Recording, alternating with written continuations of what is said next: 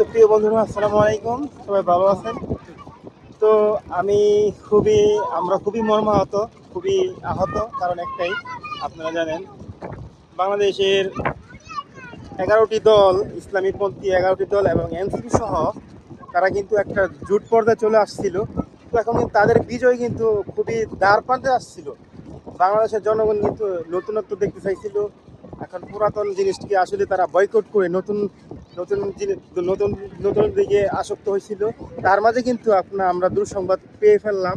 দুঃসংবাদটি হলো, আমাদের বর্তমান বাংলাদেশ জামাত ইসলামীর সাথে জোটবদ্ধ 11 দলের মাধ্যমে একটি দল, তার নাম বললেই নয়, বাংলাদেশ জামাত ইসলামের সাথে তারা এখন জোটবদ্ধ থাকবে না, তারা এককভাবে নির্বাচন করবে।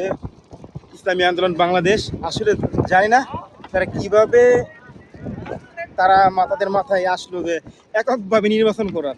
তো এককভাবে নির্বাচন করলে আমার মনে হয় না তারা একটি আসন কিনা ধরে রাখতে পারবে কিনা। তো বিগত সরকারের আমলও কিন্তু তারা বিভিন্ন পর্যায়ে কিন্তু তারা অংশগ্রহণ করছিল নির্বাচনে। তারা কিন্তু আসন দূরের কথা, এখন এমনকি ফেসিস্টের কাছে তারা এমনভাবে পরাজিত হয়েছিল, তাদের নাক মুখ বসকায় দিছিল। তো ঠিক আছে, এখন আমরা যে একটা পরিস্থিতি আছিলাম, এই পরিস্থিতিতে আমরা চাচ্ছিলাম বাংলাদেশে ইসলামী শক্তির একটা আগমন হোক।